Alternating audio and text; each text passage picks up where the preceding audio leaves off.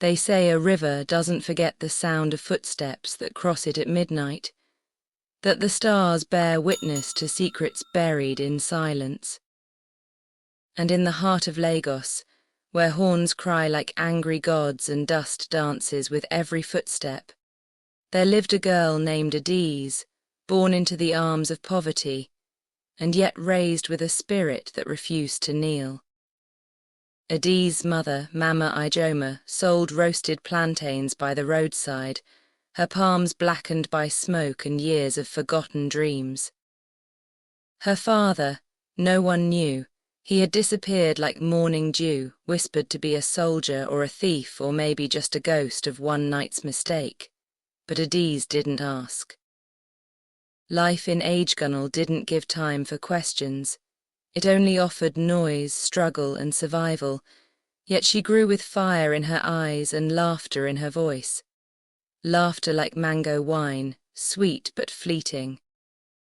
Every day she walked past the tall building on Ozumba Mbadu Avenue, its glass walls reaching toward heaven, reflecting a world far from hers.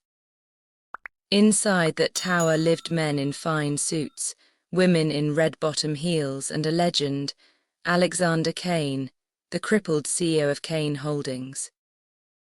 They called him the Iron Tyrant, Billionaire, ruthless, cold, but what the city whispered most was that he hadn't walked in 6 years. Some said he was cursed. Some said he fell from grace after a car crash that broke his spine and heart in one blow. But in the corridors of power, his name sent shivers down spines. He built empires with fingers that typed faster than bullets and a mind sharper than razor blades. But no one touched him. No one knew him. Not truly. Adaeze never expected her life to crash into his like a careless storm. But fate doesn't ask permission. It just arrives. It began on a Tuesday, the kind that burned hot and stung skin. Adaeze was carrying a tray of puff-puffs on her head, weaving between yellow buses and angry conductors. She wasn't selling them. Mama Ijoma's blood pressure had flared again, and Adaeze was doing her part, holding the family together with calloused hands and borrowed strength. She never complained. She only hummed old Igbo folk songs that filled the air with invisible wings. She was crossing the road when a black SUV screeched beside her. The tray fell. Puff-puffs rolled like lost dreams. Horns screamed. Her heart nearly burst. But then the door opened and a man stepped out. Well, not a man. A god in fine linen if gods sat in wheelchairs. He didn't speak. His eyes did. Cold eyes, blue like Atlantic waves but deeper, eyes that had seen too much. You, he said, she blinked. Me. Yes, you, come where? I need a new assistant. The last one was stupid, you look. Less stupid. Adaeze's mouth opened, then closed like a fish out of water. I sell puff-puff. He rolled his eyes. Not any more. And like that, the river changed its course. She followed him, unsure if she was bewitched or just dreaming a poor girl's fantasy. But inside the tower, air smelled of chilled ambition and quiet wars. They didn't ask for her ID. The guard stepped aside. It was as if his presence rewrote rules, bent metal, and hushed fear. They rose in a golden elevator, and when the doors opened to the top floor, she entered his world. His office was a palace of glass and steel. Books, screens, and silence. He wheeled to his desk, fingers dancing across his tablet. What's your name? Adaeze. Good, from now on you bring me coffee at 8 a.m, answer my calls and don't speak unless spoken to. You're my assistant, you live in the staff quarters upstairs. Salary $1,000 a week. She choked. 1,000 what? He didn't look up. Is that not enough? It's enough for my whole street. Then don't faint, you start now. That night she cried, not because she was sad. but because she held her first bundle of dollars in her hand, and the air around her finally felt like maybe, just maybe, she didn't have to break every day to live. But the joy was brief, for the next day the shadows arrived. Alexander Kane was not kind. He barked orders. He corrected with precision that cut deeper than insults. When she forgot his meeting time, he made her rewrite his schedule 10 times. When she spilled tea, he told her she had clumsy bones, but she noticed things others missed. He worked from dawn till night. He never ate unless she reminded him. His hands sometimes trembled when he typed too fast, and when he looked out the window, his eyes turned glassy, haunted by ghosts no money could silence. Once she found him asleep at his desk, his head resting on his folded arms. There was a tear on his cheek, just one. It shattered her.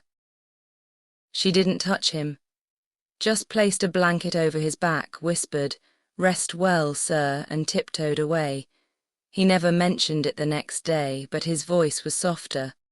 Weeks turned into months. She learned to read his mood by the way his jaw tightened.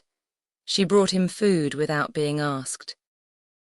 She cracked jokes. He didn't laugh, not loudly, but once she saw the corner of his lips twitch. It was enough. People began to notice. "Who is that girl?" the board members asked. "Why is she always around him?" The HR manager gave her eyes like daggers. A secretary poured coffee over her notes. But Adaeze, with the strength of village mothers and the wisdom of her ancestors, stayed silent. She walked with dignity, and Alexander Kane kept her close. Then came the night everything changed. There was a gala, a charity event for disabled children. Alexander never attended such things. He hated the press. But this time he said, "Adaeze, pick a dress, you're coming with me." She froze. "Me, I don't belong. You work for me, you go where I go." The company stylist dressed her in a flowing gold gown, slit high on the thigh. Her hair was braided into a crown, her face kissed with soft makeup. When she stepped out, Alexander stared. He didn't speak for 10 seconds. Then he said, "You look adequate." But his hands gripped the wheels tighter. At the gala, people stared. Whispers floated. "That's Kane's assistant." That village girl. But she held her head high. Because in that moment, standing beside the man everyone feared, she felt power dance on her skin, not his power. Hers. He introduced her as "my assistant, Adaeze." But the way his eyes followed her, the way he leaned closer when she whispered jokes in his ear, told another story. She felt it too. A spark, dangerous, forbidden, but real. Later in the limo, he looked at her and asked, "Do you hate me?" She blinked. "Why would I? Because I'm cruel. Because I'm broken, because I sit while the world stands." She swallowed. "Sir, you may sit in a chair, but your mind walks into rooms before your body does. I don't hate you. Her words caught. He leaned in. "Say it." She looked away. "I respect you." He nodded. "Then stay." That night she couldn't sleep. His face haunted her dreams, not as a boss, but as a man, a wounded lion, and something inside her heart began to shift, but the world outside had other plans. One morning, a newspaper headline screamed, "CEO Kane caught with poor village girl, romance or scandal." Her photo was everywhere. Journalists followed her home. Her mother was attacked. Adaeze was dragged online, called a gold digger, a witch, a temptress. In the office, no one spoke to her. Kane didn't defend her publicly. She was alone. She stormed into his office. "Why are you silent?" "They're destroying me." He looked up slowly. "Do you love me?" Her mouth opened. "What?" "I asked if you love me, because if you don't, there's no point." Her heart beat like a talking drum. I don't know." He nodded. "Then endure or leave." She slapped the table. "You think I came here for money? That I stayed because you're a billionaire?" He didn't flinch. "Didn't you?" She stepped back, hurt bleeding from her eyes. Maybe I did in the beginning, but now I see the man, not the chair, not the money, just the man. He wheeled closer, his voice cracked. Then show me. Their lips met in silence, but love is not soft in stories like these. Love here comes with claws. Outside, enemies plotted. Inside, hearts bloomed. And neither of them knew that soon blood would be spilled, truth would rise, and one of them would betray the other. Adaeze was no longer a poor girl, and Kane was no longer just a crippled boss. They were fire and water, sun and storm, and the river. The river would never forget. The days after their kiss tasted like stolen sugar, sweet, uncertain, and always about to end. Adaeze felt it in the way Kane held her gaze longer than usual, in the way his fingers brushed hers when she handed him files, in the quiet moments when he let his guard drop. He no longer barked orders, he requested. He no longer watched the clock, he watched her. And yet, something dark lingered beneath the surface, like smoke from a fire still burning. He hadn't told her everything. She could feel it, like a drum beating behind a closed door. One night, as rain carved rivers down the glass walls of his office, Kane said, "I need to tell you something." She looked up from her notepad. "I'm listening." "My accident wasn't an accident," his voice cracked like dry wood. "My brother, he tampered with the brakes, he wanted the company, he wanted me gone." Adaeze's heart dropped. "Your own blood," he nodded slowly. "He thought I died. But I survived, crippled, yes, but breathing. I kept quiet, I rebuilt, I outsmarted him, but now he's back and he knows about you." She stood. "Then let me leave, if I'm in danger." "No," his voice sharpened. "You're the first thing in 6 years that made me feel alive again. I won't lose you." The next day the storm arrived. It came in the form of lawyers, boardroom betrayals, hacked emails, and false accusations. Kane was framed for embezzlement. Within hours, the media turned their knives. His brother, Lucas Kane, stepped forward with crocodile tears and forged documents. Adaeze watched Kane's empire tremble, but he never bowed. Instead, he turned to her and said, "Help me one last time." Together they dug, night and day. They found files, recordings, a confession hidden in the digital shadows.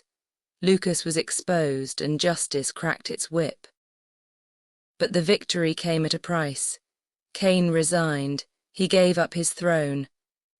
"I've fought too long," he whispered to Adaeze. "I want peace now. I want a life." They left the tower behind. Together, he bought a small house near the ocean in Ghana. Adaeze brought her mother.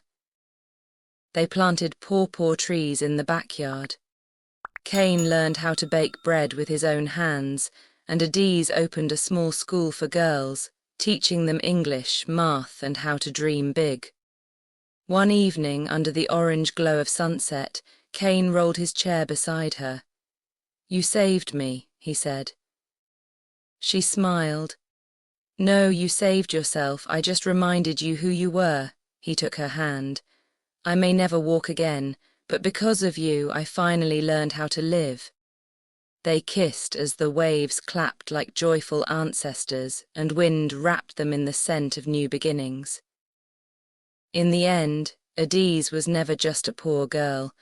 She became the woman who taught a billionaire how to feel, how to heal, and how to love beyond pain. And the lesson: that sometimes life breaks you so the right person can find you in pieces. That love, true love, doesn't need perfection.